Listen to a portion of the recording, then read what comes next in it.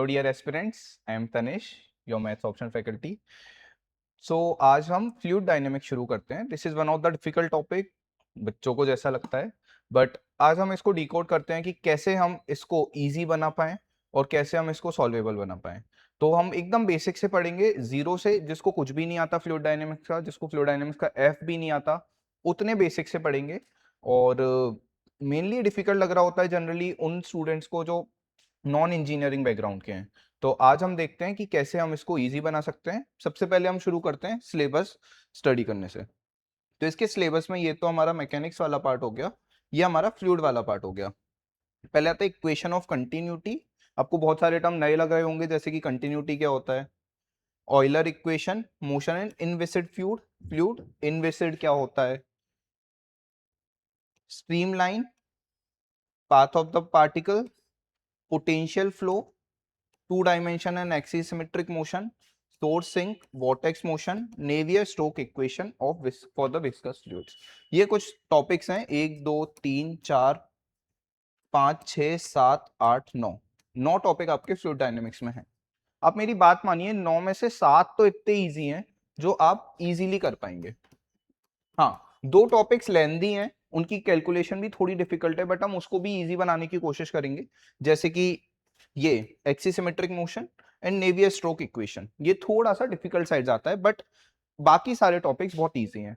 तो आज की क्लास में हमारा मेन मोटिव रहेगा कि हम सारे टर्म्स को समझें, विजुअलाइज करें, हमको थोड़ी फील आए कि फ्लूइड है क्या, फ्लूइड डायनेमिक्स क्या है, इस तरह से। और उसके बाद हम आज की क्लास में स्ट्रीमलाइन वाला टॉपिक कंप्लीट करने की कोशिश करेंगे। ठीक है, तो हम शुरू करते हैं क्लास से। सबसे पहले तो फ्लूइड डायनामिक्स क्या होता है। अच्छा, सही है। फ्लूइड, फ्लूइड क्या होता है, सबसे पहले वो देखते हैं। फ्लूइड क्या होता है, कुछ भी चीज जो फ्लो करे। Fluid is anything that flows, ठीक है, और दैट इज नॉट सॉलिड, ये भी फ्लूइड हो सकता है। इसका मतलब एनीथिंग दैट फ्लोज या फिर anything that is not solid. Solid क्या नहीं होता, वैसे डेफिनेशन गलत हो सकती है, बट अभी के लिए आप सॉलिड, लिक्विड, गैस तीन ही स्टेट को लेके चले। सॉलिड क्या नहीं होता, गैसेस एंड लिक्विड, ये आपका फ्लूइड हो जाता है। जो भी गैसेस हवा में है, एयर में है, या फिर लिक्विड, पानी हुआ, ऑयल हुआ, टूथपेस्ट हो गया, डिओड्रेंट हो गया, जो उसके मॉलिक्यूल्स आएंगे वो एयर में है ना, वेपर हो गया, स्मोक हो गया, ये सारे फ्लूइड हो गए आपके। हनी हो गया, है ना, ये आपके फ्लूइड्स हो गए। अब फ्लूइड डायनेमिक क्या होता है, फ्लूइड डायनेमिक्स क्या होता है। डायनेमिक्स मतलब किसी भी चीज का मोशन होना। तो when we study the motion of a fluid और any object moving in a fluid is called fluid dynamics. तो फ्लूइड डायनेमिक्स क्या हो गया आपका,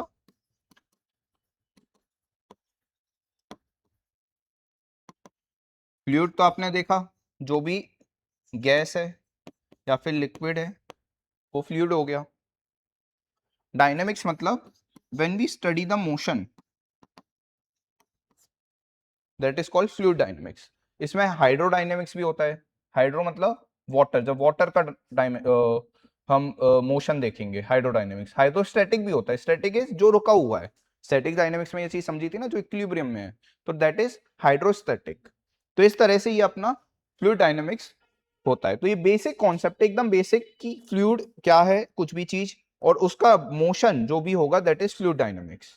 ठीक है, अब हम थोड़ा और डेप्थ में जाते हैं, नेक्स्ट लेवल जाते हैं, और पहले कुछ एक प्रिंसिपल को समझने की कोशिश करते हैं, that is continuum. Direct exam में नहीं पूछा जाएगा ये, बट इट इज इंपॉर्टेंट कि एक बार हम समझे तो कि व्हाट इज द फिजिक्स। एक बार आपने फिजिक्स समझ ली, उसके प्रिंसिपल समझ लिए, तो आप फिर मैथ्स लगा के फॉर्मूला, ओडी वगैरह, ये सब चीजें यूज आएंगी, वेक्टर वगैरह लगा के फ्लूइड को इजीली सॉल्व कर सकते हैं। बट पहले आप उसके कॉन्सेप्ट को समझिए कि फ्लूइड क्या है बेसिकली। तो एक कॉन्सेप्ट आता है कॉन्टिनम। बेसिकली कॉन्टिनम क्या होता है उसको समझने के पहले हम 8th 9th क्लास में जाते हैं, और स्टेट ऑफ मैटर वाले चैप्टर में जो हमने 3 स्टेट पढ़ी थी, सॉलिड, लिक्विड और गैस, उनको पढ़ने की कोशिश करते हैं। सॉलिड में जो पार्टिकल्स होते हैं that are very much packed, उनमें बीच में उतना स्पेस नहीं होता, जैसे कि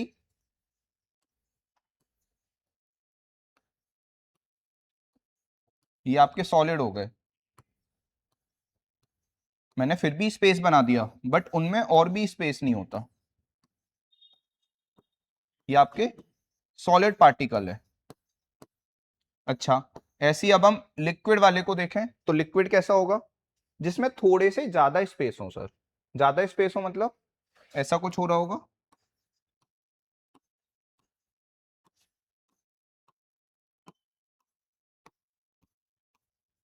थोड़ा स्पेस बढ़ गया, उतना कॉम्पैक्ट नहीं है। गैस क्या होता है, गैस ऐसा है जिसमें ज्यादा स्पेस है, जैसे कि एक पार्टिकल इधर, एक इधर और एक इधर।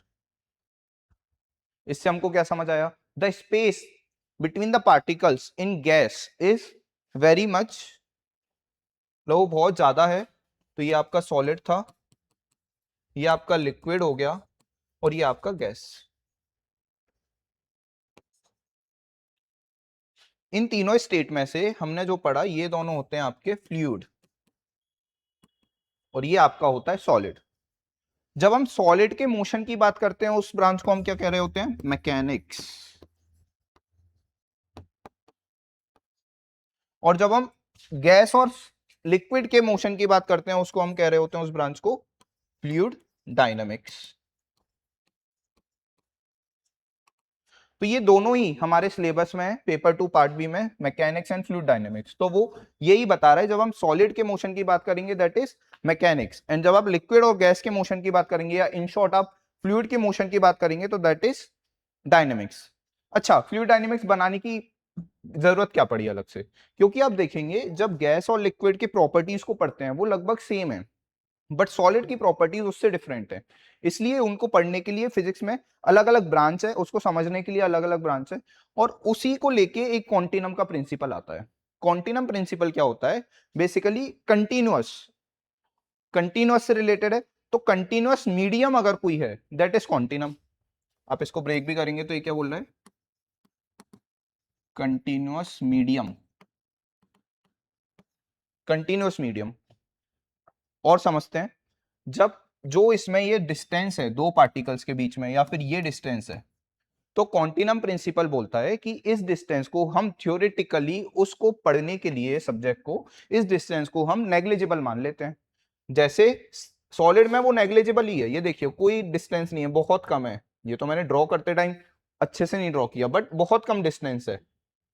लिक्विड में वो डिस्टेंस ज्यादा है, सॉलिड और गैस में वो डिस्टेंस और ज्यादा है। कॉन्टिनम बोलता है कंटिन्यूअस मीडियम मानिए कि ये जो डिस्टेंस है लगभग नेग्लिजिबल है, और आपके जो भी पार्टिकल्स हैं,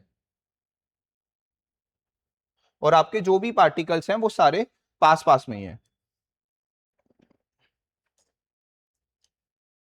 हम्म, और आपके जो भी पार्टिकल्स हैं वो सारे पास पास में ही है।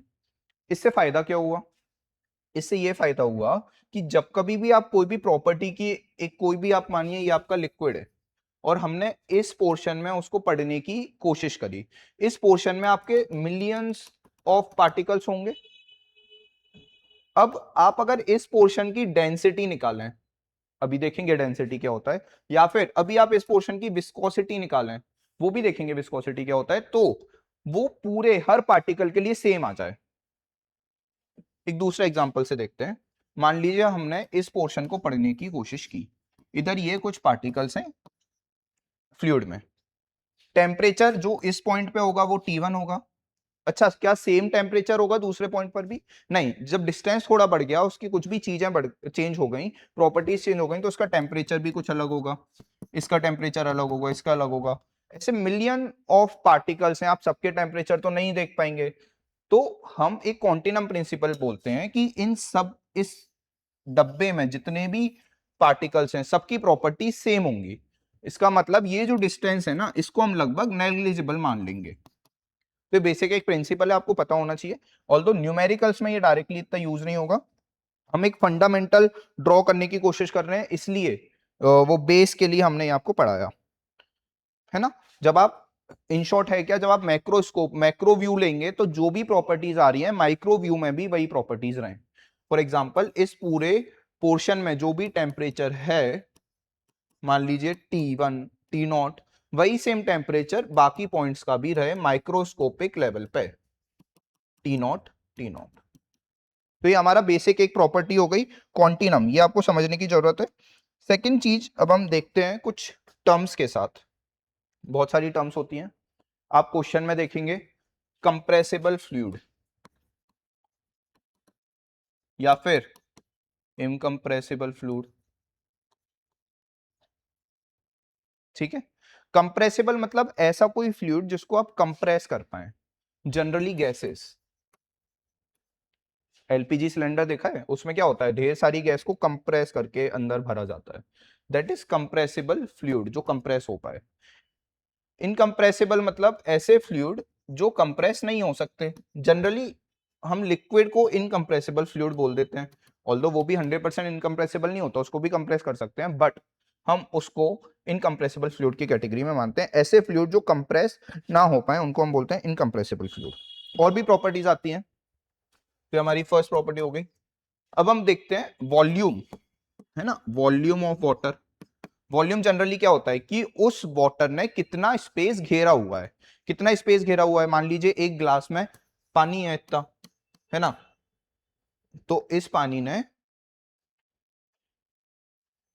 ये पानी है, मान लीजिए h हाइट है और r उसकी रेडियस है, तो कितना वॉल्यूम घेरा हुआ है, pi R square H, this is the volume, है ना। इतना वॉल्यूम उस पानी के मॉलिक्यूल्स ने या उस पानी ने एज अ बॉडी घेरा हुआ है, दिस इज वॉल्यूम, इसको हम v से रिप्रेजेंट करते हैं। Next thing is pressure. Pressure, अच्छा, हम प्रेशर कुकर यूज करते हैं, उसमें कोई भी चीज को हम रखते हैं और एकदम से प्रेशर को बढ़ाते जाते हैं, क्या होता है, टेम्परेचर बढ़ रहा है, वॉल्यूम सेम है तो प्रेशर बढ़ रहा है ना। ये सब चीजें 11th क्लास में कहीं थोड़ी बहुत पढ़ी होगी, है ना, केमिस्ट्री में। बट प्रेशर क्या होता है, वैसे तो देखें तो थ्रस्ट पर यूनिट एरिया होता है प्रेशर, वही जो प्रेशर मतलब कितना ज्यादा प्रेशर क्रिएट हो रहा है अंदर, इसको हम पी से रिप्रेजेंट कर रहे होते हैं, ठीक है। Next thing is temperature. Temperature क्या है, तापमान, कितना गर्म है कितना ठंडा है, उसे हम टी से रिप्रेजेंट करते हैं टेम्परेचर को। टेम्परेचर के बाद अब हम देखते हैं डेंसिटी। डेंसिटी क्या होती है, डेंसिटी क्या होता है, मास पर यूनिट वॉल्यूम, मतलब डेंसिटी दैट इज मास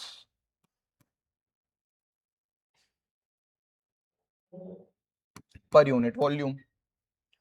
इसको हम कैसे रिप्रेजेंट करते हैं, रो से रिप्रेजेंट करते हैं, दिस इज द डेंसिटी, है ना। डेंसिटी के बाद एक टर्म आता है विस्कोसिटी, विस्कोसिटी या विस्कस, विसिड, एक सेकेंड, विस्कोसिटी को पहले तो हम रिप्रेजेंट कैसे कर रहे होते हैं, ऐसे, ये जो न्यू वाला साइन होता है ना, ऐसे रिप्रेजेंट करते हैं। इसका एक दूसरा रिप्रेजेंटेशन भी होता है म्यू, ये भी एक रिप्रेजेंट होता है विस्कोसिटी का। इन दोनों में थोड़ा डिफरेंस होता है, जस्ट अभी उतना डीप में नहीं जाना है। इसको बोलते हैं काइनेटिक विस्कोसिटी, इसको बोलते हैं काइनामेटिक विस्कोसिटी, और इसको बोलते हैं dynamic viscosity, and this is kinematic viscosity. तो मेजर विस्कोसिटी, अभी इंपॉर्टेंट ये नहीं है किसको क्या बोल रहे हैं, सब एकदम अभी काम का नहीं है। काम का ये आपको विस्कोसिटी की फील आनी चाहिए कि विस्कोसिटी है क्या, जैसे आपको वॉल्यूम की feel I, pressure temperature density की फील आई, ऐसी विस्कोसिटी क्या होता है। तो विस्कोसिटी जनरली आप ऐसे समझने के लिए समझिए, एक पानी है और दूसरा हनी है, शहद, इन दोनों में क्या डिफरेंस है, पानी ज्यादा तरल है, हनी थोड़ा गाढ़ा है, तो दैट गाढ़ापन इज विस्कोसिटी, ये फील आ रही है, जो गाढ़ापन है वो विस्कोसिटी है। अच्छा, गाढ़ापन है क्या, एक तरह से मान लीजिए ये कोई एक इंक्लाइन प्लेन है, इधर से हमने पानी डाल दिया, मतलब ये पानी हम डाल रहे हैं तो जल्दी जल्दी आ जाएगा, और इधर ये दूसरा प्लेन है, इधर से अब हम जब शहद डाल रहे हैं तो धीरे धीरे आएगा, एक तो ये फील आ रही है। तो ये धीरे जल्दी हो क्यों रहा है, कहीं ना कहीं अंदर से कुछ तो उस मटेरियल की प्रॉपर्टी होगी जिससे जो चीज उसे रोक रही है, तो उस रोकने वाली चीज को हम बोल देते हैं रेजिस्टेंस, रेजिस्टेंस या फिर शियर, शियर या फिर फ्रिक्शन, फ्रिक्शन भी बोल सकते हो आप इसे, इंटरनल फ्रिक्शन, इंटरनल फ्रिक्शन, जो भी उसके अंदर फ्रिक्शन लग रहा है। तो जितना ज्यादा रेजिस्टेंस होगा, जितना ज्यादा फ्रिक्शन होगा between the particles in the tangential motion, उसको हम बोलेंगे विस्कोसिटी उतनी ही ज्यादा है। ठीक है, इसको समझने के लिए हम थोड़ा सा एक और चीज को समझने की कोशिश करते हैं, इसको लिखे रहने देते हैं। मान लीजिए एक कोई भी बीकर है या कोई भी ये पूरा फ्लूइड है स्क्रीन, इसमें हम कुछ पार्टिकल्स को जानने की कोशिश करते हैं। मान लीजिए ये आपका समतल जगह है, ये आपका ग्राउंड है, उस पर कोई भी फ्लूइड है तो उसकी लेयर होंगी पार्टिकल्स की। तो फर्स्ट लेयर मान लीजिए ये है, ये आपकी फर्स्ट लेयर है। ठीक है, सेकेंड लेयर मान लीजिए उसके ऊपर वाली जो लेयर है वो ये है,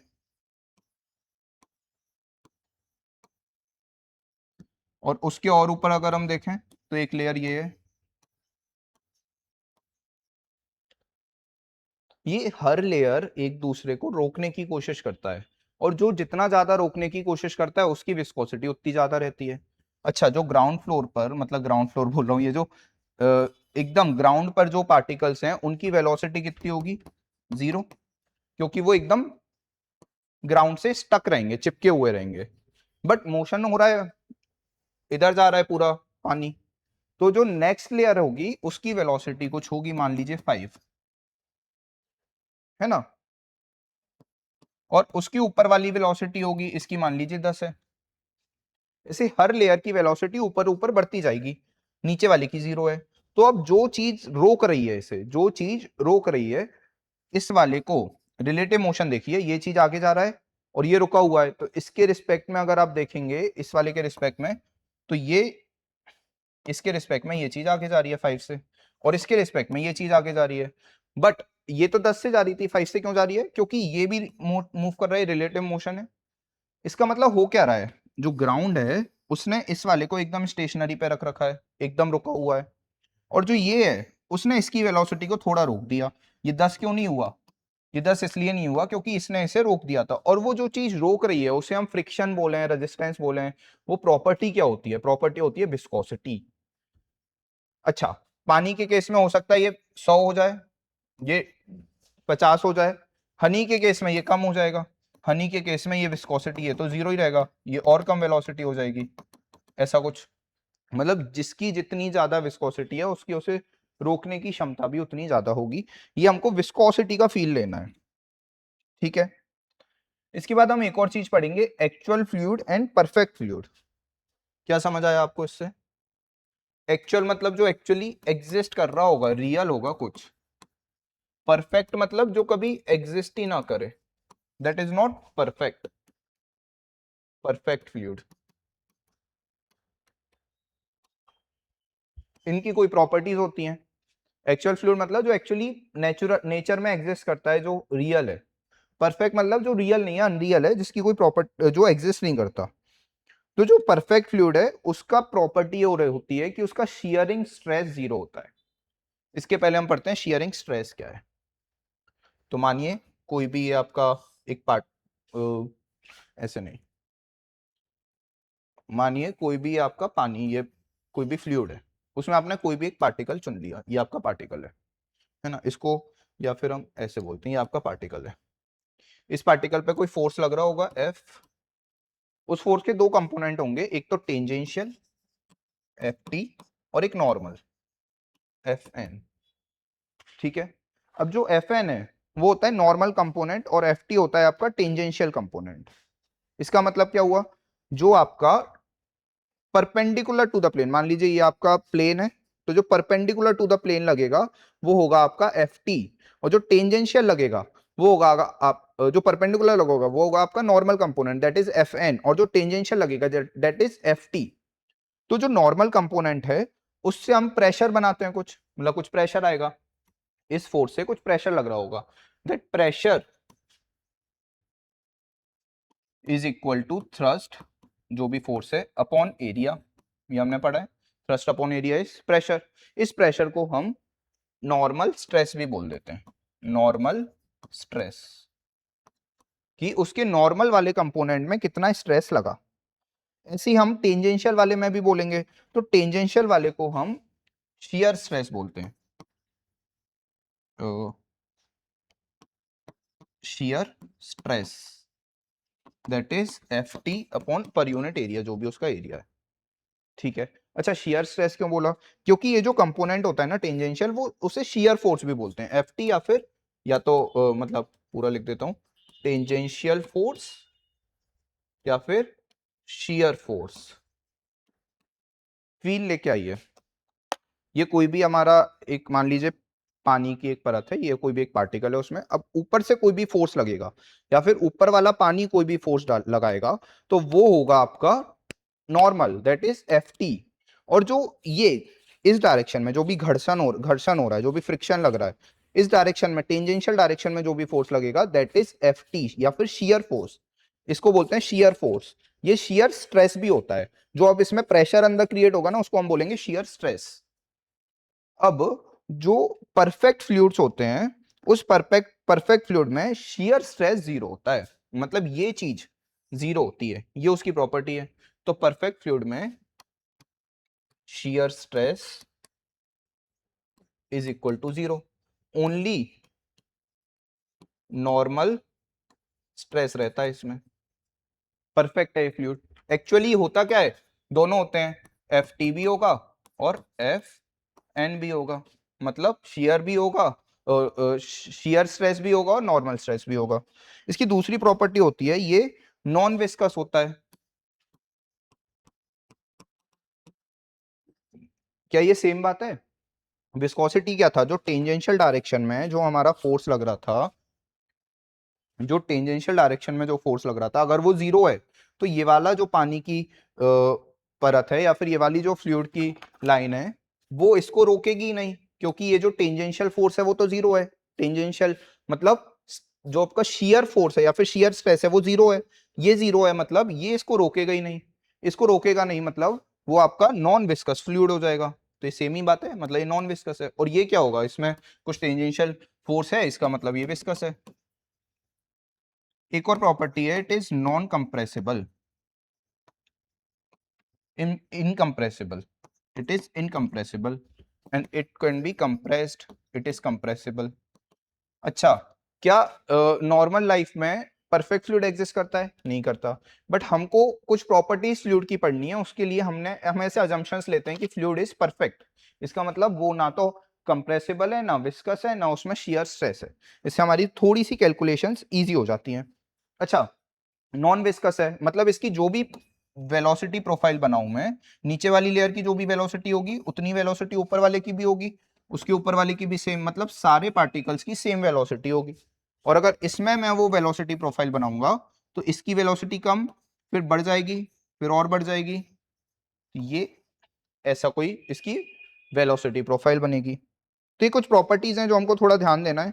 एक लास्ट चीज और हम पढ़ते हैं, फिर हम एकदम मैथमेटिकल टर्म में आएंगे। अभी तक आपको चीजें समझ आ रही हैं, ये कुछ टर्म्स रहती हैं जो बार बार क्वेश्चन में आ जाती हैं और फिर हम कंफ्यूज हो जाते हैं, है ना। तो ये सारी टर्म्स हमको देखना है, विस्कस क्या है, कॉन्टिनम क्या है, compressible incompressible, volume, pressure, temperature, density, viscosity, viscid, actual fluid, perfect fluid. इसके बाद एक और चीज आती है, Newtonian fluid and non Newtonian fluid,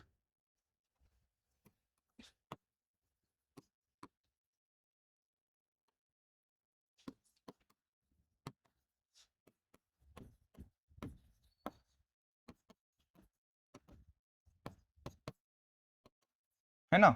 Newtonian fluid का मतलब क्या होता है, कुछ न्यूटन सर से रिलेटेड है, मतलब न्यूटन सर ने एक न्यूटन लॉ ऑफ विस्कोसिटी भी दे रखा है। न्यूटन लॉ ऑफ विस्कोसिटी क्या होता है, जो ऐसा फ्लूइड जिसकी viscosity across the medium same हो। मान लीजिए ये आपका पूरा फ्लूइड भरा हुआ है इसमें, है ना, ये आपका फ्लूइड भरा हुआ है, इस पूरे फ्लूइड में हर पॉइंट पे विस्कोसिटी जब आपकी सेम होगी, that is Newton law of viscosity, मतलब फ्लूइड विच हैव सेम और constant viscosity through out it's fluid, तो उसको हम बोलेंगे it is Newton law of viscosity. And ऐसे फ्लूइड जो न्यूटन लॉ ऑफ विस्कोसिटी को फॉलो करते हैं, दैट इज न्यूटोनियन फ्लूइड। और ऐसे फ्लूइड जो इस लॉ को नहीं फॉलो करते, those are non Newtonian fluid.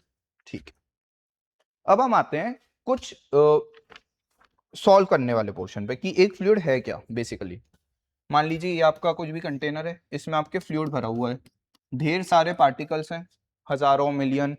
हम कोई भी एक पार्टिकल को उठा लें तो हम उसके बारे में क्या क्या बोल सकते हैं कि उसका कोई एक्स पॉइंट होगा, उसके कोई कोऑर्डिनेट होंगे एक्स वाई जेड, और एक टाइम वेरिएबल होगा। मान लीजिए टाइम t इक्वल टू 0 पे उसकी वेलोसिटी, वो उसका कोऑर्डिनेट इधर है, वो कहीं भी घूम रहा है, t इक्वल टू 0 पे इधर है, t इक्वल टू 1 पे इधर है, 2 पे इधर है, ऐसे वो कहीं भी जा रहा है, तो t भी एक वेरिएबल हो गया। या फिर t इक्वल टू 0 पे उसकी टेम्परेचर कुछ है, T0, फिर T1, फिर T2, ये टेम्परेचर भी चेंज हो रहा है, तो t जो कि टाइम है वो एक वेरिएबल हो गया। उसको स्टडी करने के लिए, उसके मोशन को स्टडी करने के लिए स्पेसिफिकली, और मोशन को स्पेसिफिकली स्टडी करने के लिए एक आर वेक्टर भी होगा।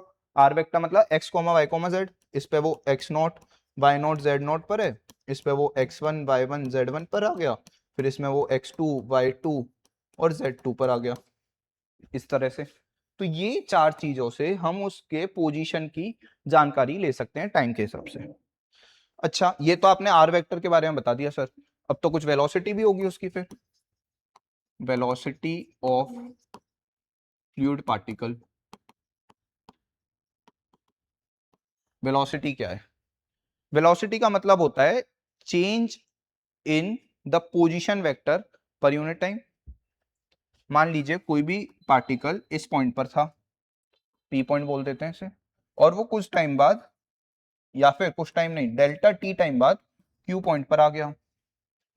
अच्छा, ओरिजिन से देखें तो ये जो पॉइंट है ये आर वेक्टर है ना, ये आर वेक्टर है, और ये आर प्लस डेल्टा आर हो गया, मतलब डेल्टा टी टाइम के बाद वो आर प्लस डेल्टा आर हो गया।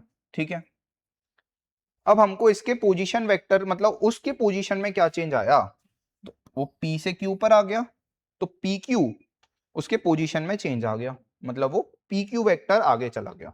ठीक है, हम वेक्टर से अगर इसको लिखें, इसको ओ बोल देता हूं मैं, तो हम ट्राइंगल रूल से ऐसा बोल सकते हैं, OP plus P Q is equal to O Q, और P Q is equal to O Q minus OP.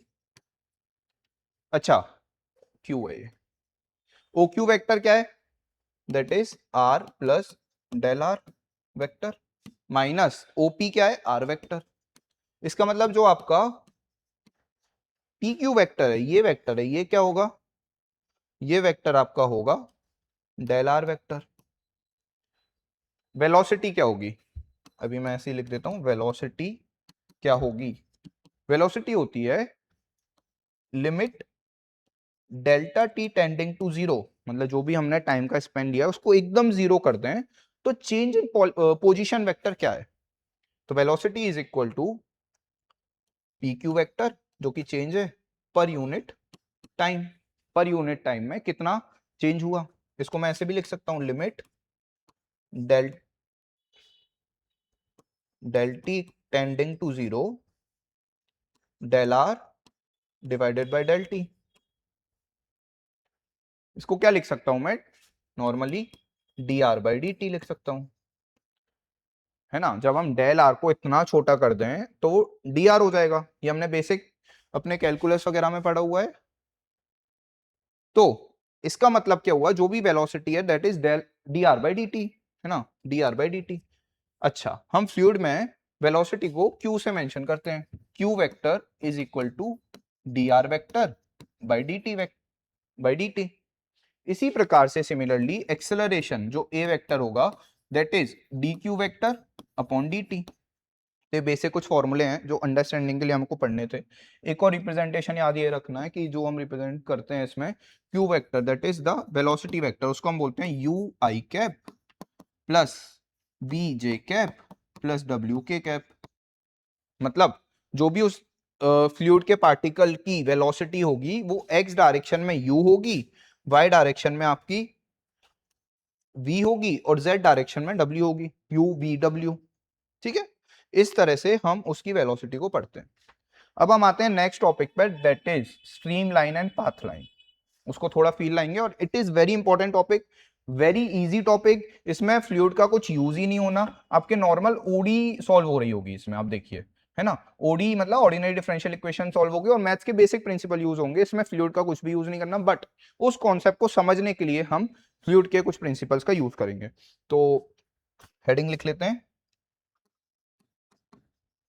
Streamline and path lines. तो आज के लेक्चर में हम स्ट्रीम लाइन्स ही देखेंगे सिर्फ। स्ट्रीम लाइन, तो एक बार समझिए स्ट्रीम लाइन है क्या। कुछ कर्व है, लाइन मतलब कोई कर्व होगा, ये दोनों ही कोई कर्व होंगे, तो इट इज अ कर्व। कैसा कर्व, जो शायद स्ट्रीम को बताए। अभी हम समझने की कोशिश कर रहे हैं, जो शायद स्ट्रीम को बताए, जो भी आपकी स्ट्रीम आगे जा रही है ना, कोई ऐसे जा रहा है, कोई ऐसे जा रहा है ना, कोई ऐसे ही जा रहा है, तो these are the stream lines. इसको टेक्निकल टर्म में बोले हैं तो those curve whose tangent vector is parallel to the velocity of the particle at any position। मतलब ये कोई भी है, इस पार्टिकल की कोई वेलोसिटी होगी जो इधर जा रही है, और ये जो कर्व है इसकी जो टेंजेंट है that is parallel to the velocity. इसको टेक्निकल टर्म में लिखिए, curves whose tangent vector coincide to the velocity of fluid particle at any time at any point। Same बात है, मतलब कोई भी पॉइंट पर, किसी भी टाइम पर इस पार्टिकल की जो वेलोसिटी होगी उस वेलोसिटी वेक्टर के पैरेलल टेंजेंट वेक्टर होना चाहिए उस कर्व का। इसको हम बोलते हैं स्ट्रीमलाइन। ठीक है, मैथमेटिकल टर्म में समझते हैं। कर्व क्या होगा, मान लीजिए कर्व है आपका आर वेक्टर, तो कर्व की टेंजेंट क्या होगी, टेंजेंट क्या होगा, टेंजेंट होगा आपका dr/dt। अच्छा, आर वेक्टर को तो आप ये भी लिख सकते हैं, X I cap Y J cap and Z K cap. और dr/dt क्या होगा फिर, dx/dt आई कैप, dy/dt जे कैप, dz/dt के कैप। ये आपका डी आर वेक्टर को जो हम टी के रिस्पेक्ट में डिफरेंशिएट करेंगे that will be your tangent vector. क्या टी है, टाइम है, नहीं, ये जो टी है ये उस कर्व की कोई भी पैरामीटर है। जैसे कि मैं एग्जांपल बोलूं, y बराबर एक्स स्क्वायर, तो x को हम जब t रखें, x equal to T and y equal to T square, तो एक पैरामेट्रिक फॉर्म में आ गया। मतलब आपका जो आर वेक्टर है इधर क्या होगा, T I cap plus T square J cap. ये वो वाला टी है, ये टाइम नहीं है, पैरामीटर है। तो उस पैरामीटर, वो यू भी हो सकता है, वो डब्ल्यू कुछ भी हो सकता है, वो अल्फा भी हो सकता है, तो हमने अभी टी लिख दिया, तो ये आपका टेंजेंट वेक्टर हो गया। This should be equal to, और दिस शुड बी पैरेलल, ये जो टेंजेंट वेक्टर है should be parallel to velocity vector. Velocity vector क्या है, that is Q vector, that is U I cap V J cap W K cap. ये vector इसके parallel है, ये vector इसके पैरेलल है। इसको हम मैथमेटिकल टर्म में कैसे लिखते हैं, जब कभी भी दो वेक्टर्स पैरेलल हुए तो उसका मतलब क्या हुआ कि इनमें सिर्फ एक कोई कांस्टेंट का डिफरेंस है। मतलब that D R vector by D T is equal to K Q vector, ऐसा कुछ बोल सकते हैं। तो ये जो वेक्टर है ये कुछ कांस्टेंट के टाइम ज्यादा है, के टाइम से जब मल्टीप्लाई करेंगे उतने टाइम से। या फिर मैं इंडिविजुअली इस टर्म को आगे लिखता हूं, अभी तक क्या था, D R by D T K Q vector, या फिर D X by D T D Y by D T D Z by D T is equal to K times, या इस कॉन्स्टेंट को लैम्डा बोल देते हैं, lambda Q vector, lambda times U I cap V J cap W K cap. इसको ऐसे भी represent कर देते हैं, लैम्डा को निकालते हैं, आई वाले को कंपेयर कर देते हैं। आई वाले में क्या लिखा है, D X by D T is equal to lambda U, J वाले में क्या है, D Y by D T lambda V and D Z by D T lambda D Z by D T is lambda W. इसको ऐसे भी लिख सकता हूं मैं, D X by D T divide by U D Y by D T D Z by D T is equal to lambda. तो finally D T वाले सारे हट जाएंगे और लैम्डा हट जाएगा, तो हमारी जो फाइनल इक्वेशन बनेगी ओडी वाली वो ये हो जाएगी D X by U D Y by V D Z by W, and this is the streamline की इक्वेशन। इसको सॉल्व करके इस ऑर्डिनरी डिफरेंशियल इक्वेशन को सॉल्व करेंगे, उससे हमारी स्ट्रीम लाइन की इक्वेशन आ जाएगी, है ना। ठीक है, समझ आ रहा है सबको स्ट्रीम लाइन की इक्वेशन कैसे आ जाएगी इस इक्वेशन को सॉल्व करके। तो इसको अभी हमको रट लेना है। अभी तक कॉन्सेप्ट जो था फिजिक्स का वो समझ आया, इस फॉर्मूले को रट लिया कि स्ट्रीमलाइन क्या होगी। आप समझ भी सकते हैं कि जो भी change in position vector of that curve है that should be parallel to the velocity vector. वही मैंने लिखा है, जो भी एक्स डायरेक्शन में जो भी चेंज हो रहा है दैट इज यू या that is parallel to U, तो उसको ऐसे लिख सकते हैं। तो ये आपकी इक्वेशन बन गई। अब हम एक क्वेश्चन सॉल्व करते हैं। लिखिए, द वेलोसिटी वेक्टर, क्वेश्चन है the Q vector is equal to x by 2 plus T x divide by 2 plus T I cap, है ना। दूसरा है y divide by 2 plus T square J cap और z divide by 2 plus T cube K cap. ठीक है, इसका मतलब क्या हुआ, ये आपका u हो गया, ये आपका v हो गया, ये आपका w हो गया। तो ऊपर वाली इक्वेशन से स्ट्रीमलाइन, अब इसकी आपको you have to calculate the streamline, है ना। तो इसकी स्ट्रीमलाइन निकालने के लिए हम ऐसे लिखेंगे D X by U D Y by V D Z by W, that is D X by ये वाली चीज X by 2 plus T D Y by 2 plus T का square D Z by 2 plus T का cube. ये हमारी ordinary differential equation आ गई। अब इसे सॉल्व कैसे करते हैं, पहले आप इन दोनों टर्म्स को ले लीजिए, फिर आप इन दोनों टर्म्स को ले लीजिए, उससे दो आपके पाथ आ जाएंगे और उनको कंबाइन करके आपकी पाथ की इक्वेशन आ जाएगी। तो हम पहले इन दोनों टर्म्स को लेते हैं,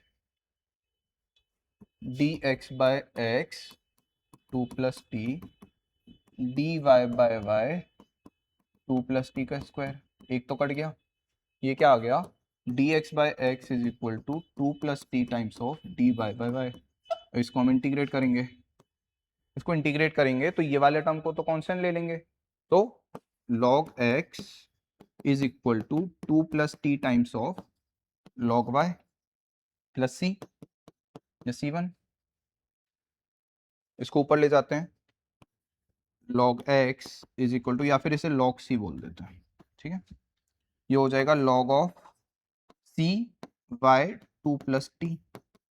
ये सबको समझ आया, पहले इसको उसकी पावर में ले गए और फिर दो लॉग के एडिशन को मल्टीप्लाई कर सकते हैं, c बाय की पावर 2 प्लस टी। लॉग हटा दिया तो हमारा एक पाथ तो आ गया, x is equal to C Y to the power 2 plus T. Similarly हम दूसरा वाला भी निकालते हैं। दूसरे वाले में क्या था, सेम था, z में बस वो क्यूब हो गया था, तो that is D Y by by 2 plus T का स्क्वायर, ये स्क्वायर है, हाँ तो कट गया था, तो ठीक है, is equal to D Z by Z 2 plus T का क्यूब। अगेन एक ही बचेगा, इधर भी सेम ही फॉर्मेट बन गया, D Y by Y D Z by Z integral of 2 plus T D Z by Z. इसका मतलब क्या हुआ, इसका मतलब ये हुआ सेम ही बन रहा है तो सेम ही आएगा, तो x की जगह y है इज इक्वल टू c1 बोल देते हैं इधर, c2 y की जगह z है 2 प्लस टी, ये हमारा सेकेंड वाला आ गया। इसका मतलब उधर से अगर आप इसको ऐसे लिख दो, c1 is equal to X upon Y to the power 2 plus T, और इसको ऐसे लिख दो c2 y upon z to the power 2 plus T. तो मैं फाइनली ये बोल सकता हूं कि the stream line is equal to X upon Y to the power 2 plus T function of some random function of y upon z to the power 2 plus t। या फिर मैं ये भी बोल सकता हूं कि our final answer would be the stream line is x equal to y to the power 2 plus t and some function of z y upon z to the power 2 plus t। ठीक है, तो ये आपका final answer आ जाएगा। इसमें एक और question करते हैं, ये पीवाईक्यू भी है, लिखिए। Given the velocity of the fluid particle at any point is u minus c square y x square plus y square and v is equal to c square x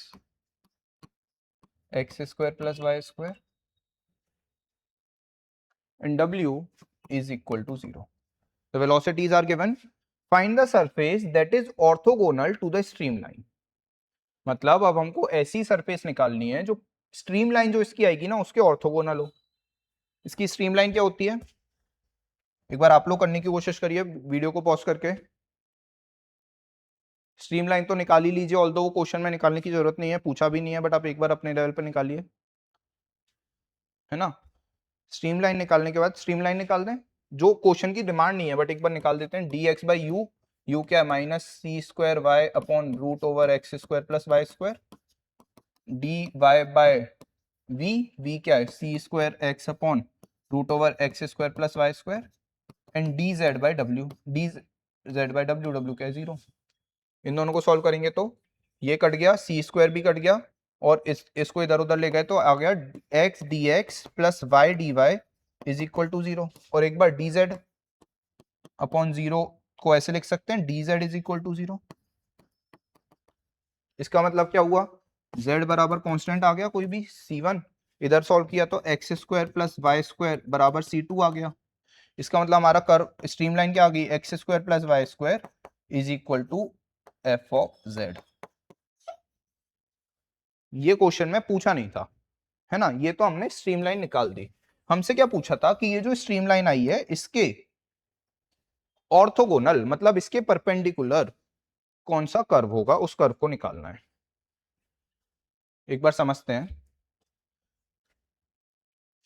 मान लीजिए आपकी streamline है dx1 dy1 dz1,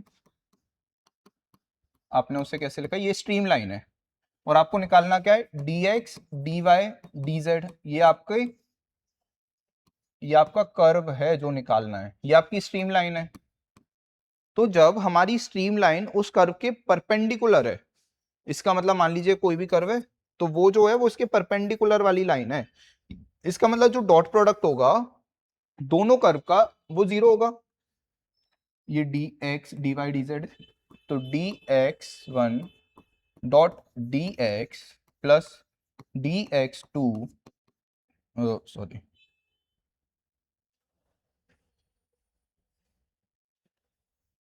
D X one dot D X plus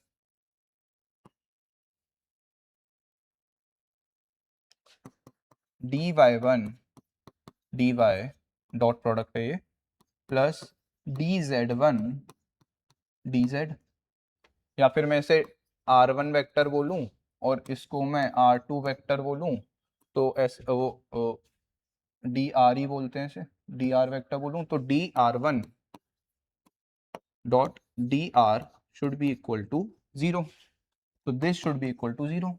ये चीज समझ आई, D R one dot D R को हमने 0 कर दिया।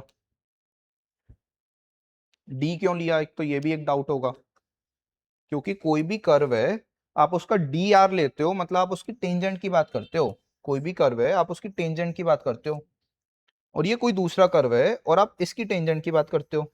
ये हो गया आपका डी, ये आर वन वेक्टर था तो ये डी आर वन, ये आर वेक्टर था, ये आर कर्व था तो ये आपका हो गया डी आर। इन दोनों को परपेंडिकुलर करना है, मतलब dr और dr1 का डॉट प्रोडक्ट 0 करना है। ठीक है, इतना समझ आया? ये समझ लिया, अब तो काम ही हो गया। इस वाली इक्वेशन से आपका dx1 u है, dx1 dy1 dz1 को हम k टाइम्स u या लैम्डा टाइम u रखेंगे, लैम्डा कट जाएगा तो इसको हम ऐसे लिख सकते हैं ux vy wz is equal to 0। अब इस ऑर्डिनरी डिफरेंशियल इक्वेशन को सॉल्व करके जो भी हमारा करवाएगा वो हमारा उस स्ट्रीम लाइन के ऑर्थोगोनल होगा। u v की वैल्यू रख देते हैं, u हमको दिया था -c² y √x² + y² dx plus c² x upon x² + y² dy plus 0, क्योंकि w तो 0 दिया था। इसको देखते हैं, ये 0 था, ये सारा कट गया। एक बार देखिए क्या क्या कैंसिल आउट हो गया आपका, ये रूट वाली टर्म कट गई और ये c² भी कट गया। फाइनली हमारे पास बचा क्या?